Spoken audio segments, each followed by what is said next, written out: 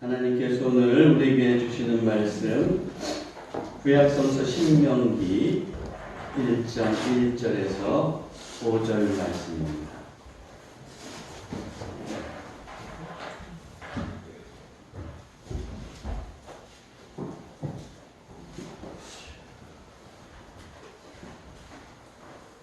우리 이 계시의 말씀을 한 절씩 교독하겠습니다. 이는 모세가 요단 저쪽 숲 맞은편에 아라바 광야 곧 바란과 도벨과 라반과 하세롯과 디사 사이에서 이스라엘 무리에게 선포한 말씀이니라.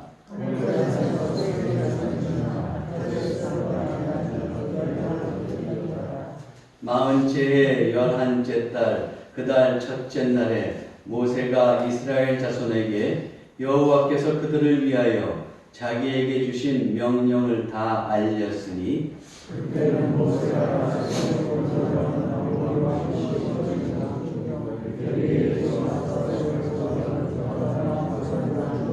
다같이 모세가 요단 저쪽 모압 땅에서 이 율법을 설명하기 시작하였더라. 아멘.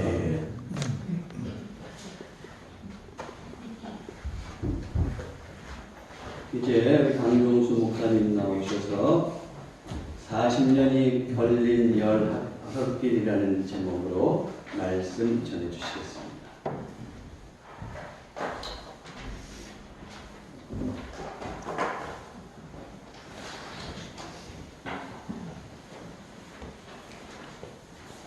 (2024년도) 벌써 한 달이 지나고 있습니다. 어떠셨습니까, 여러분? 2024년도 이 한 달에 여러분의 삶은 어떠셨는지요? 시간이 새로워진다고 새로운 삶을 사는 것은 아니다 라고 하는 것을 이미 우리는 알고 있습니다. 그러나 또 바뀌는 해를 또 맞이하면서 새로워지려고 노력하는 것도 우리들의 삶의 자세한 모습이기도 합니다.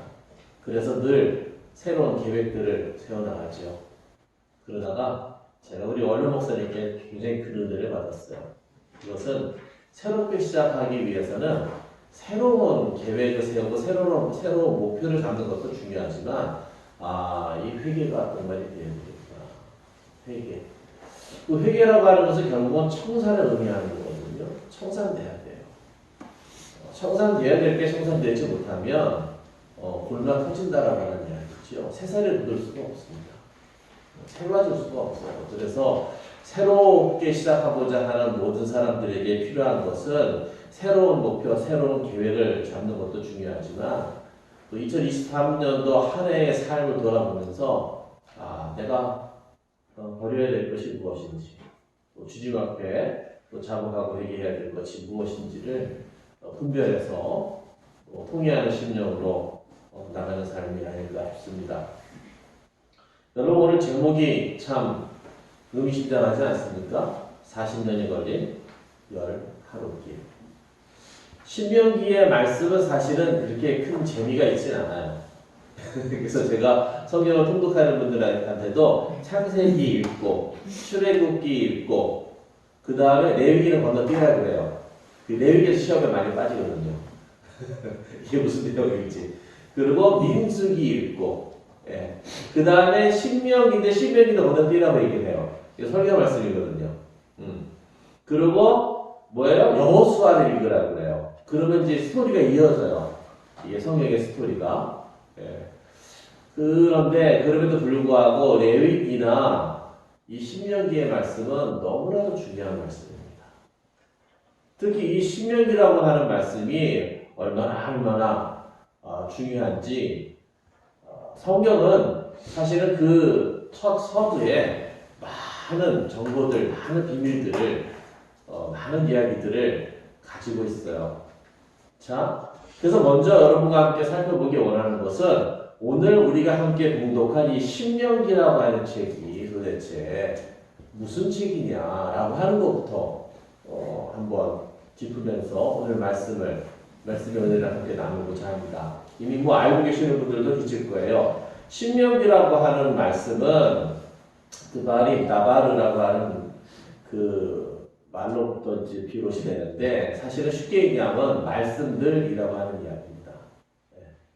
모세께서 하나님께서 주신 이 말씀을 이 율법을 이스라엘 백성들에게 전하는 그 모습이 그대로 담겨져 있죠. 그래서 본래 히브리 성서는 특별한 제목을 갖는 게 아니라 첫 구절에 있는 내용을 따가지고 제목을 삼아요. 그렇게 봤을 때는 히브리 성서로 봤을 때는 말씀들이라고 하는 것이 제목이에요. 그리고 이것이 이제 70인역이라고 하죠. 헬라어 성경에 보면은 드트로노미온이라고 하는 말로 씁니다. 그것은 뭐냐면은 두 번째 율법, 두 번째 말씀이라고 하는 그런 의미를 가져요. 두 번째 율법, 두 번째 말씀. 그러니까 이것은 두 번째 뭐가 있다라고 하는 이야기가 아니라 다시 들려주는 이라고 하는 의미가 됩니다. 그래서 신명기라고 하는 것은 다시 들려주는 하나님의 말씀, 하나님의 율법이라고 하는 의미를 갖고 있습니다.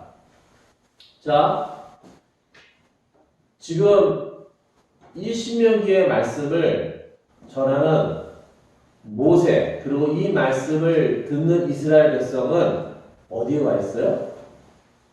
약속의 땅 앞에 와 있어요. 그래서 강만 건너면, 요단강만 건너면 이 약속의 땅으로 들어가는 그러한 장소에 다 그 안에 있는 거예요. 그 약속의 땅을 앞에 두고 모세가 들려주는 율법에 대한 이야기, 설교 말씀, 그것이 신명기다라고 하는 이야기입니다. 그렇다고 한다면 이 말씀을 듣고 있는 사람들은 누굴까요? 뭐 당연히 이스라엘 백성이겠죠. 출애굽해서 약속의 땅 앞까지 도달한 이스라엘 백성들, 하나님의 백성들, 그 이스라엘 민족들에게 말씀을 전해주시고 계시다라고 하는 이야기입니다. 그래서 말씀을 듣는 사람들은 이스라엘 민족이에요. 그러면 말씀을 전하는 이 장소는 어딘가? 이게 다 어디에 나와 있냐면 여러분들이 지금 1절부터 5절까지 읽은 말씀 속에 다 들어가 있는 내용들입니다. 이것을 관찰이라고 얘기를 하죠. 성경 말씀은 그냥 쭉쭉쭉 읽는 것이 아니라 자세하게 그 의미를 살펴서 관찰하면서 읽을 때에 어마어마한 말씀이, 어마어마한 메시지가 그 안에 들어있는 것들을 우리는 발견하게 됩니다. 그래서 이 말씀을 전하는 장소가 어디냐? 성경에 뭐라고 되어 있어요? 모압 평지, 모압 평원이라고 되어 있어요. 좀 이따 이제 자세하게 살펴볼 거예요. 야, 모압이라고 하는 말이 등장하는데, 그러고 보면 여기는 어디예요? 요단강 동편 지역이다라고 하는 이야기예요. 어떤 사람들이 살던 곳이다? 모압이라고 하는 민족들이, 모압과 암몬은 또 이스라엘의 형제 민족들 아니겠습니까? 그러면 또 중요한 게 있어요. 이 말씀을 전하는 때가 나와 있어요. 우리는 그냥 쓱 흩어서 넘어가기 쉬운데 이 말씀을 전하는 때를 신명기는 뭐라고 얘기하고 있죠? 뭐라고? 출애굽 후 40년 11째 달 첫째 날이라고 되어 있습니다. 그러면은 출애굽을 한 그 시점으로부터 비롯해서 몇 년이 지났다는 거예요? 40년하고도 40년째인데 그 40년째 되는 11째 달 첫날 이라고 하는 말씀이 돼요. 야, 이거를 우리가 자세하게 관찰해야 됩니다. 이 말씀을 전하는 때는 출애굽 후 40년 되는 11째 달 첫째 날 이 말씀을 전하고 있다라고 하는 이야기입니다. 자, 한번 보시자고요. 이것이 일반적으로 이제 출애굽 경로다라고 하는 이야기인데 고센으로부터 출발해가지고 쭉쭉쭉쭉 내려와서 어디를 갑니까? 가데스 바네아라고 하는 곳으로 갔죠. 네. 가데스 바네아라고 하는 곳으로 가게 돼요. 근데 여기 시내산에서 가데스 바네아라고 하는 지역이 보이시죠? 거기까지가 며칠 걸린대요? 10하루길. 10하루길이 됩니다. 네. 그 10하루길, 그러나 못 들어갔잖아요, 거기서. 못 들어갔어요. 12 전투 사건 이후로도 못 들어갔어요. 그리고 빙글빙글빙글빙글 돌다가 저쪽에 오른쪽 끝에 있는 모압 평지라고 하는 지역이 있죠. 거기에 도착하는 거예요. 그래서 요거를 자세히 보면 이렇게 돼요. 여기 보면 모압 평지라고 되어 있지 않습니까? 모압 평지. 요런 그림이 돼요. 이게 우리가 머릿속에 한번 넣어보시자고요. 그래서 빙글빙글빙글빙글 주변을 돌다가 요단 서편이 아니라 요단 동편 지역으로 가서 모압 평지로 들어가는데, 그런 모압 평지를 더 자세하게 보자고 하면 어떤 내용이 이렇게 돼요. 자, 이 모압 평지 바로 건너편이 뭐예요? 우리가 잘 아는 여리고. 여리고예요. 이 가운데 사해 위에 있는 그 실선이 뭐냐면 그게 요단강입니다. 요단강 동편에 있는 거예요. 그래서 그 요단강을 바로 건너가 모압 평지에서 약속의 땅으로 바로 들어가면 어디가 나와요? 여리고성이 나오는 겁니다. 그렇죠? 그래서 여리고성은 약속의 땅으로 들어가는 요단 동편에서 서쪽으로 건너서 들어가는 첫 번째 관문이에요. 길목이에요. 그것이. 그래서 오늘 여기에서 이 모압 평지에서 약속의 땅을 바라보면서 모세가 들려주는 말씀이 다시 들려주는 율법, 어떤 율법? 시내산에서 하나님께서 백성들에게, 이스라엘에게 주신 바로 그 율법, 그 말씀을 다시 들려주고 있다라고 하는 이야기죠. 그것이 신명기라고 하는 책이에요. 그것이. 근데 궁금하지 않습니까, 여러분? 왜 율법을 다시 말하는 것일까요? 지난번에 얘기했잖아요. 네. 교육은 반복입니다. 그래서 또 반복해서 들어주는 것일까요? 네. 율법을 다시 말하고 있는 까닭이 뭘까요, 여러분? 네. 자, 잘 들어야 돼요. 우리가 하나님께서 이 백성들이 이쪽에도 나오는데 12장 특권들이 결국은 우리는 못 들어갈 것이다. 들어갈 수 없다. 이길 수 없다. 하나님께 불평하고 반응을 했습니다. 그 결과로 인해서 뭐라고 하셨어요? 너희들은 정말로 너희들이 말한 대로 약속의 땅에 들어가지 못할 거야. 라고 말씀하셨습니다. 누구 빼놓고? 여호수아와 갈렙을 제외한 나머지 1세들, 바로 그 정탐을 하고 시내산에서 언약을 맺었던 그 당사자들, 그 1세대들은 집에 다 어떻게 됐어요? 다 죽었어요. 광야 40년 여정 가운데 다 쓰러졌어요. 그리고 오늘 이 약속의 땅 앞에 딱 서 있는 사람들은 누구예요? 출애굽 2세대들이에요. 2세대들. 그러니까 한번 생각해 보시자고요. 출애굽 할 때 하고 만약에 태어난 아이가 있다고 생각해 봐요. 출애굽 하는 그날 그 역사적인 그날 하고 태어난 사람이 있다고 가정에 보면 그 사람이 지금 몇 살이라는 얘기예요? 40살. 40대라는 얘기, 40살이라는 얘기. 여러분, 성경에는 이스라엘 백성들이 70까지 살고 강건하면 80까지 산다고 나와 있지만 고대 중동의 이 고대 사회의 사람들의 평균 수명은 여러분 50입니다. 50. 그래서 60대면 뭐예요? 우리나라 보면 잔치를 했잖아요. 휴가비라고. 네, 잘 사는 거예요. 60대면. 평균 수명이 낮았어요. 그리고 험하게 살았어요. 광야를 살면서. 그 생각해보면 출애굽 2세대들이 지금 응애하고 태어난 사람이 40이라고 본다고 한다면 그 당시 이렇게 저렇게 살았던 사람들은 40 이상이 된다라고 하는 이야기죠. 그렇죠? 이걸 생각하셔야 돼요. 그리고 응애하고 태어난 그 사람들이 시내산에서 하나님께서 율법을 받았을 때에 그걸 알고 있겠느냐고요. 못 들었어요, 이 사람들은. 몰라요, 그 내용이 무엇인지.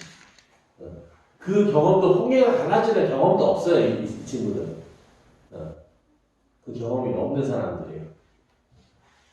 여러분, 바로 그 사람들에게 출애굽 2세대들이 이제 약속의 땅을 들어가는 건 누가 들어가요? 바로 그 2세대들이 들어가는 거예요.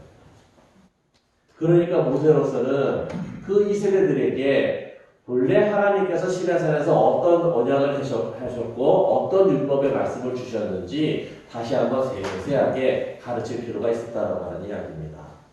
그래서 오늘 이 말씀을 들려주고 있는 거예요.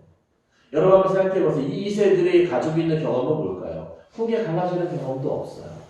그리고 광야를 살아오면서 숱한 많은 일들이 있었지만은 그 일들을 다 경험하고 있었을까요? 아니, 하나님에 대한 경험이 별로 없다니까요. 그렇다고 뭐 제사라고 이런 것도 제대로 지냈겠어요? 그러지도 못했어요. 그리고 어떻게 해요? 할례라고 하는 것들도 이들은 받지 못했어요. 왜? 계속 이동을 해야 되니까. 계속 이동을 해야 되니까. 그러다 그것이 어디서 나와요? 약속의 땅에 쫙 들어가서 여러분, 열 하루길을 40년 만에 도달했다는 게 뭘까요? 오늘 이거와도 연관이 있어요. 열 하루길을 40년 만에 도달했다는 게 뭘까요? 여러분 무엇이라고 생각하십니까? 첫 번째는 불신이요. 두 번째는 반역이었습니다. 이 민수기에 있는 말씀이에요. 자, 12정탐꾼을 파견했어요. 그 보내고 와가지고 증거도 가져왔어요. 야, 정말 하나님께서 말씀하신 대로 약속이 있다는 적과 꿀이 흐르는 땅이 맞아. 그리고 그 적과 꿀이 흐르는 땅이라는 증거도 열매도 막 어깨에 메고 이들이 와서 정말 그 땅은 적과 꿀이 흐르는 땅이 맞아 라고 얘기했다니까요. 근데 거기에는 성읍도 있고 그리고 거인족도 살고 있더라. 와, 거기에 사는 이 민족들은 아주 용맹하고, 아주 그냥 강한 민족이더라. 이 얘기도 같이 전하죠. 그러면서 어떤 결론에 이르러요? 같이 한번 읽어볼까요? 그와 함께 올라갔던 사람들은 이르되, 우리는 능히 올라가서 그 백성을 치지 못하리라. 그들은 우리보다 강하리라. 치지 못하리라. 두려움에 떨고 있는 거죠. 그리고 뭐라 그래요? 이스라엘 자손 앞에서 그 정탐한 땅을 뭐해요? 박탈했다. 누가? 그 정탐한 사람들이, 증거를 가져온 사람들이. 그게 사실임에도 불구하고 이제는 어떻게 말을 바꿔버리는 거예요. 그래서 어떻게 해요? 악평을 하고 있다는 얘기입니다. 우리가 들고 다니며 정탐한 땅은 그 거주민을 삼키는 땅이요. 거기서 본 모든 백성은 신장이 장대한 자들이며 자기 논리를 정당화하기 위해서 말을 바꾼다라는 이게 거짓 정보죠. 거짓 뉴스예요. 예. 거기서 네피림 후손인 아낙 자손의 거인들을 보았나니 우리는 스스로 보기에도 뭐 같다고요? 메뚜기 같대요. 메뚜기. 우리는 스스로 보기에도 메뚜기 같으니 그들이 보기에도 그와 같았을 것이다. 자기 스스로를 바라보는 관점이 거기에 나와 있어요. 자기 스스로를 바라보는 관점이 거기에 나와 있어요. 자, 그래서 여기서 알 수 있는 건 뭐예요? 아, 이 사람들이 하나님께 대해서 불신하고 있구나. 그리고 어떻게 해요? 반역을 하고 있구나. 라고 하는 것들을 보게 됩니다. 저는 이 말씀을 묵상하면서 이 생각을 해봤어요. 믿음이라고 하는 게 뭘까? 믿음이라고 하는 게 뭘까? 여러분이 믿음이라고 하는 것들은 무엇입니까? 믿음은 바라는 것들의 실상이요 보지 못하는 것들의 증거니 라고 하는 히브리서의 말씀도 있습니다. 네. 근데 우리가 이 말씀을 오해해서는 안 돼요. 믿음이라고 하는 것은 사실은 저는 하나님을 신뢰하는 것이 믿음이다. 뭐 다 아시는 말씀이에요. 하나님을 신뢰하는 것이 믿음이다. 그러면 불신이라고 하는 게 뭘까? 불신. 여러분, 불신이라고 하는 건 어떻게 생각하십니까? 불신. 믿음이 아닌 것. 불신이라고 얘기해요. 그러면 불신의 내용은 뭘까? 내가 중심이 되는 거. 그래서 어떻게 보면은 믿음이라고 하는 말의 반대말은 불신이라기보다는 신념이 아닐까라고 하는 생각도 한번 해봐요. 누구의 신념? 내 신념, 내 경험, 내 생각. 이게 되어 있는 거예요. 믿음이라고 하는 것은 하나님을 신뢰하는 거라고 하죠. 하나님께서 야, 준비해놨어. 너희들에게 내가 주기로 다 놓았기 때문에 너희들은 가서 차지하면 돼. 네. 여기까지 좋았어요. 딱 도착했네요. 그것도 좋았어요. 그리고 정탐을 해보자고 정탐을 해보니까 어때요? 와우, 견적이 안 나와요. 여러분 어떡하시겠습니까? 견적이 안 나와요. 근데 하나님은 그거 가지래요. 하나님 어찌 저에게 이런 장난을 하십니까? 라고 하시겠습니까? 하나님 이게 뭡니까? 라고 하면서 불평을 하시겠습니까? 여러분 우리는 어떤 반응을 보이게 될까요? 네. 이야 하니까 장대하고 성읍도 있네 세상에. 여러분 이걸 생각하시죠. 옛날에 성읍이라고 하면요 뜻입니다. 공성무기가 발달하지 않는 이상 성문을 닫아 버리면 그 성을 정복할 수 있는 방법이 없는 거예요. 그만큼 성문은 강력한 요새. 네. 근데 이들이 공성무기가 있었겠어요? 성을 공격하는 무기가 없어요. 칼도 제대로 없는 사람들이에요. 네. 여러분 믿음이나 하나님을 신뢰하는 것인데 하나님을 신뢰한다고 하는 것이 무엇인가? 하나님을 신뢰한다는 것. 우리는 가끔 그런 이야기들을 합니다. 아, 제가 이번에 저희 아이가 이제 시험 때 되면은 아무아무개 대학에 가기로 원서를 넣습니다. 아무아무개 대학에 꼭 붙을 수 있도록 기도해 주세요. 얘기를 해요. 고민이 많아요. 그런 얘기를 들을 때마다. 정말 하나님께서 그 아이가 그 대학에 가도록 허락하셨고 약속을 주셨을까? 하는 거죠. 하나님은 그 아이가 가서 다른 대학을 이미 준비해 놓으셨고 다른 학과를 준비해 놓으셨는데 여러분 생각은 어떠십니까? 해보면 그래요. 목사님 제가 이번 사업이요 이것만 계약되고 이것만 이렇게 되면 이게 대박나는 사업입니다.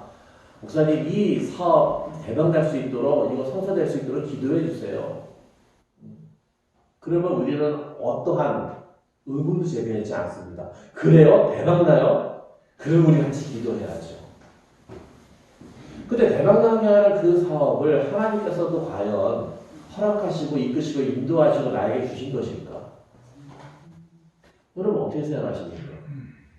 이것이야말로 이러한 관점이야말로 신념이라고 하는 건 아닐까요? 이게 내 생각이고 내 판단이고 내 정의잖아요.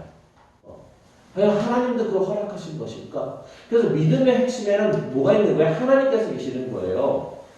내가 바라는 소망이 이루어지는 것을 확신하는 것이 믿음이 아니라 하나님께서 나로 하여금 내가 이렇게 너를 통해서 이런 일을 할 거야 라고 하셨을 때에 아 정말 그렇게 하시겠구나 라고 하는 것들을 신뢰하고 의지하고 나아가는 삶이 그게 믿음의 삶입니다. 그러니까 우리는 좀 관점을 바꿔야 돼요. 관점을.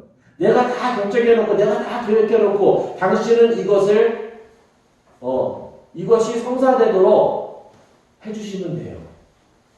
라고 하는 것은 청구서죠. 그건 청구서예요. 그래서 우리가 정말로 믿음의 삶을 산다라고 하는 것은 이러한 우선순위, 이러한 순서가 과연 맞는가라고 하는 것들을 다시 한번 생각해 여러분 볼 필요가 있지 않을까 생각을 합니다. 물론 그럼에도 불구하고 하나님께서는 우리에게 많은 은혜를 베풀어 주십니다. 그러나 이제 우리가 좀 더 성숙한 신앙으로 나아간다고 한다면 하나님의 선하시고 기뻐하시고 온전하신 뜻이 무엇인지를 분별할 수 있는 그런 지경이 되어야 되지 않겠는가 하는 것입니다.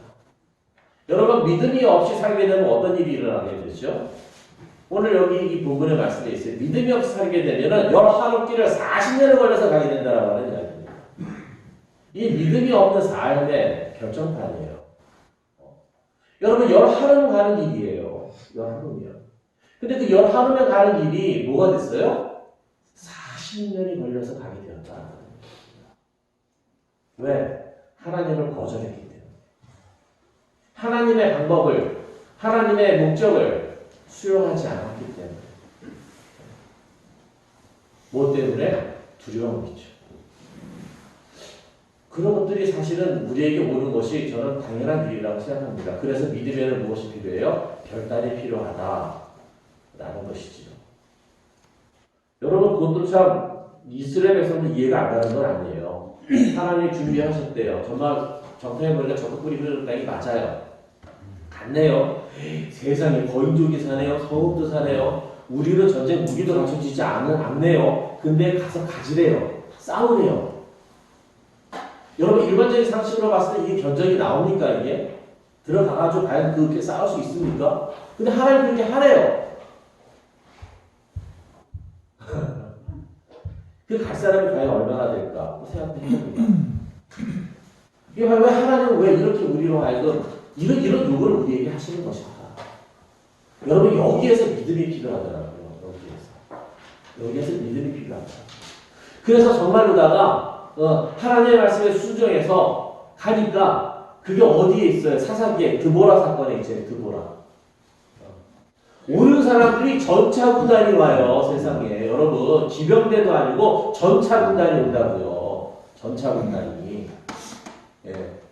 근데 이 사람들은 낫폼이 제대로 철기도 갖지 않은 그러한 농기구들을 가지고 싸움 전장에 나간 거예요.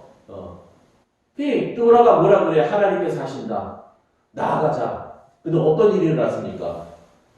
농기구 가지고 그 전차 군단을 때려잡아서 이겼잖아요. 야, 여기에 비밀이 있더라고요. 하나님께서는 나로 하여금 그렇게 어려운 일들을 하도록 결단하면 나아보도록 하세요. 근데 결단하면 나갈 때는 누가 싸우세요? 내가 싸우는 게 아니더라고요. 하나님이 싸우시는 걸 보게 되더라고요. 하나님께서 이루시는 걸 여러분 보게 되더라고요. 할렐루야, 할렐루야. 이게 형통한 삶입니다. 이게 형통한 삶입니다. 드보라가 그 전체 운동과 싸우기 전에 이미 하나님께서 지면에 비를 쫙 내려놓으셨어요. 아주 땅이 질퍽질퍽하도록 만들어 놓으셨어요. 그래가지고서는 맞붙는 현장에서 어떤 일이 일어납니까? 서로가 와 하고 가는데 이게 웬일입니까? 전차들이 다 빠져버리네. 여러분 그런 무용지물입니다. 없는 이만 못해요. 없는 이만. 이때 혼돈이 일어났습니다. 가서 때려잡으면 되는 거예요. 왜 이런 일을 하실까? 그러면은 저는 제 깨달음이 이렇습니다. 정말 하나님이 어떤 분이신가 라고 하는 것들을 알게 하시기를 원하시는구나. 하나님을 경험하기를 원하시는구나. 그래서 내가 하나님은 나의 하나님이라고 하는 이 고백을 하기를 원하시는구나. 여러분 인생에서요 이런 경험이 한번 있으면요 결코 쫄지 않습니다. 두려워하지 않습니다. 그 누굴 통해서 알게 돼요? 아브라함을 통해서도 알게 되잖아요. 두려워하지 않아. 왜? 그때를 상상한 기억을 하는 거예요. 그 경험을. 하나님께서 이루셨지. 나의 하나님이 이런 분이셨어. 그러니까 이번에도 그 하나님을 믿고 의지하고 한번 도전해보자. 나가보자. 라고 하는 거죠. 여러분 이게 신앙생활입니다. 근데 이 살아계신 하나님을 한번 경험하는 이 순간이 너무너무 소중한 거예요.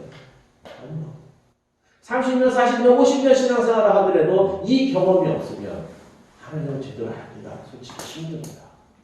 신앙생활의 시작은 살아계신 하나님을 만나는 그 경험으로부터 시작이 된다라고 하는 이야기입니다. 여러분 이 열하루길을 40년 만에 이루게 되었어요. 어떻게 돼요? 그래서 눈앞에 있어도 못 얻는 거예요. 눈앞에 있어도. 눈앞에 있어도 못 얻는 거예요. 그리고 어떻게 돼요? 위기와 유혹이 오면 넘어지게 돼요. 자존질환이 일어나요. 위기와 유혹에 넘어져 버리고 간다라고 하는 이야기예요. 여러분 믿음이 없을 때에 여러 하루길밖에 안 되는 길도 40년이나 돌아서 갈 수밖에 없다는 하는 사실. 여러분 얼마나 비참합니까? 그 가운데에 잊어버린 것들, 쓰러져 버리는 것들 얼마나 많이 있습니다.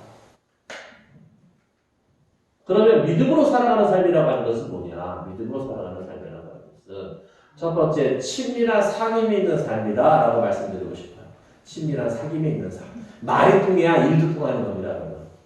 누구와 말이 통해야 돼요? 하나님과 말이 통해야 돼요. 하나님과. 부부간에도 배우자 간에도 서로 말이 통해야 돼요. 부모 자식 간에도 뭐가 통해야 돼요? 말이 통해야 돼요. 그래야지 일이 통해요. 일부터 통하려고 하면은 통하게 되지 않습니다. 그것이. 믿음으로 살아가는 삶은 첫 번째 통해야 돼요. 뭐가 통해야 돼요? 말이 통해야 돼요. 서로 대화할 수 있어야 돼요.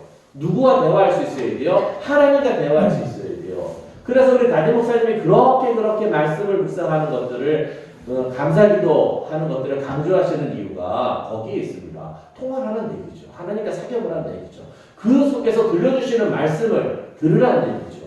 여러분 설교 말씀도 인스턴트입니다. 사실은 여러분이 듣기 좋게 짜지고 구성되어서 여러분에게 들려지는 말씀이에요. 인스턴트예요. 근데 뭐가 진짜 알짜배기냐? 내가 묵상하는 그 말씀, 내가 묵상해서 묵상을 통해서 나에게 들려주시는 하나님의 그 음성, 여러분 그게 진짜 배기다라고 하는 이야기예요. 그게 있어야지 건강해요. 그게 있어야지. 그래서 친밀한 사귐이 있는 삶이어야 되고, 두 번째 꿈과 목표가 있는 삶이어야 됩니다. 꿈과 목표가 있어야 돼요. 믿음으로 살아가는 사람은 막연하게 살아가는 것이 아니고, 왜 꿈과 목표가 있어요? 하나님께서 나에게 기대하시는 것이 무엇인지를 알아챘으니까 생기는 거예요. 이거는. 아, 하나님께서 내가 어떻게 살기를 원하시는구나 라고 하는 걸 대화하다 보니까 알게 됐네요. 그게 뭐가 되는 거예요? 그게 나의 꿈이 되는 거, 나의 비전이 되는 거고 내 삶의 목표가 되는 거예요. 하나님께서 내가 하는 이 사업을 통해서 과연 이 사업이 어떻게 진행되기를 원하실까? 이 사업의 결과물을 통해서 무슨 일을 하기를 원하실까? 내가 공부하는 학생인데 과연 내가 왜 공부해야 되지? 무엇을 위해서 나를 공부해야지? 아무리 생각해도 답이 안 나오죠. 하나님께 물어보십시오. 하나님 제가 왜 공부해야 되는 거죠? 공부해서 무엇을 위해서 살아야 되는 거죠? 무관이 됩니다. 그렇게 될 때에 하나님께서 나에게 들려주시는 음성이 있어요. 여러분 그것이 뭐가 되는 거예요? 내 삶의 사명이 되는 거예요. 그 사명이 있게 될 때 뭐가 되는 거예요? 나의 꿈이 생기는 거고 목표가 생기는 거고 내 인생의 계획, 플랜이 세워지게 된다라고 하는 이야기죠. 그걸 가지고 살아가는 것이 믿음의 삶입니다. 여러분 믿음의 삶. 하나님께서 나에게 주신 그것을 가지고 구체화시켜서 살아가는 삶. 그리고 믿음으로 살아가는 삶은 어떤 삶이에요? 하나님의 방법으로 살아가는 삶이 이게 여러분 믿음으로 살아가는 삶입니다. 내 방법이 아니라 하나님의 방법으로 살아가는 삶. 남들이 다 그렇게 해야 된대. 그런데 양심에 찔려요. 기도하고 묵상하는 가운데 하나님이 기뻐하시지 않을 것 같아요. 그래서 이 하나님의 방법으로 살아가는 삶을 기업에서 저는 뭐라고 설명하냐면 핵심가치라고 이야기를 합니다. 핵심가치. 핵심가치라고 하는 것은 뭐예요? 기업이 추구하는 건 뭐예요? 장사하는 사람이 목적으로 하는 건 뭐예요? 이윤이에요, 이윤. 돈이 돼야 돼요. 근데 핵심가치라고 하는 것은 내가 추구하는 그 이유를 포기하면서까지라도 지켜내야 할 소중한 것. 여러분 그게 핵심가치예요. 그래서 사실 크리스찬과 넌크리스찬의 차이는 어디 있는 거예요? 여기 있습니다. 핵심가치에 있습니다. 어떠한 가치를 가지고 살아가느냐라고 하는 이야기예요. 어떠한 가치를 실현해내느냐라고 하는 이야기예요. 그게 학교에서, 뭐 기업에서, 뭐 예배드리고, 묵상하고 이게 중요한 게 아니라 묵상하는 사람으로서 어떻게 살 것이냐, 예배드리는 사람으로서 어떻게 살아갈 것이냐, 내가 추구하는 가치가 무엇이냐 라고 하는 것들, 이게 중요하다고 하는 거죠. 여러분 이 믿음으로 살아가는 삶입니다. 말씀을 정리해 봅니다. 자, 2024년도 저는 구정이 지나야지 한 해가 시작되는 것 같아요. 그래서 1월부터 구정 전까지는 계획을 세우는 그러한 시간으로다가 잡습니다. 자, 이제 구정도 얼마 안 남았어요. 그래서 구정에 설레이지만 말고, 구정에 부담을 갖지만 말고, 여기 한번 부담을 가져보시자고요. 올 한해 2024년도 하나님께서 내가 어떻게 살기를 원하실까? 나는 어떻게 살아야 될까? 여기에 대한 목표를 한번, 여기에 대한 계획을 하나님과 소통하면서, 하나님과 이야기하면서, 내가 아내로서, 남편으로서, 부모로서, 자녀로서, 또 직장인으로서, 사업을 하는 경영인으로서, 과연 2024년도는 하나님 제가 어떻게 살아야 하나? 저에게 주시는, 저에게 기대하시는 것이 있다고 한다면 무엇이나요? 이것을 한번 분별해 봤으면 좋겠어요. 그래서 거기서 들려지는 음성이 있다고 한다면 그것이 올해의 뭐가 되는 거예요? 내 삶의 목표가 되는 거죠. 그 목표를 가지고 구체적으로 어떻게 해요? 계획을 세워 나가는 거란 말입니다. 그러다 보면 어려운 것들도 있어요. 그럼 하나님 이거 어려운데 어떻게 하면 되죠? 제가 무엇을 선택해야 됩니까? 그때 또 물어보는 거예요. 그래서 내 방법이 아니라 누구의 방법대로? 하나님의 방법대로 한번 도전해 보는 거예요. 그때의 실험해 보세요. 그때의 하나님을 시험해 보세요. 그때 하나님께서 나로 하여금 그렇게 하도록 과연 이게 가능한 건지 때로는 의심이 들면 왜 성경에 나와 있잖아요. 시험이다. 사랑하는 성도 여러분, 열 하루길을 40년 만에 도착한 이스라엘 백성들을 다시 한번 살피면서 왜 성경에는 출애굽 후 40년 열 한째 달 초하루라고 이야기했습니까? 그 속에 담겨진 의미가 뭔가? 이제 약속의 땅에 들어갈 수 있는 사람들은 이미 약속의 땅을 봤던 사람들이 아니라 그 약속의 땅을 보지 못했던 사람들이 찾아오게 되는 이와 같은 현실이 놓여 있는데 그 이유가 무엇일까? 라고 하는 것들을 살펴보시면서 2024년도 한 해에는 정말로 빙글 돌아가는 인생이 아니라 하나님을 가슴에 품고 주님과 동행함으로 말미암아서 하나님의 목적을 이루어내고 실현해내고 성취해내는 놀라운 드라마틱한 살아계신 하나님을 경험하는 드라마틱한 경험이 있으신 그러한 놀라운 한 해가 되시기를 주님의 이름으로 축원합니다. 아멘. 살아계신 하나님 계시기에 오늘도 저희들이 말씀을 묵상합니다. 저희들이 묵상하는 이 하나님, 홍해를 가지신 하나님은 이미 늙어진 하나님이 아니라 오늘도 살아계시고 오늘도 이 땅에서 새로운 홍해를 가르시는 하나님이심은 저희들이 믿습니다. 오 주여, 내 생각과 내 판단과 내 경험이 아니라 하나님이 주시는 그 말씀과 하나님이 주시는 비전을 따라가길 원하오니 아버지 하나님 역사하여 주시옵소서, 말씀하여 주시옵소서, 순종하게 싸우니 성령님 저희들을 인도하여 주시옵소서. 우리 주 예수 그리스도의 이름으로 간절히 기도하옵나이다. 아멘.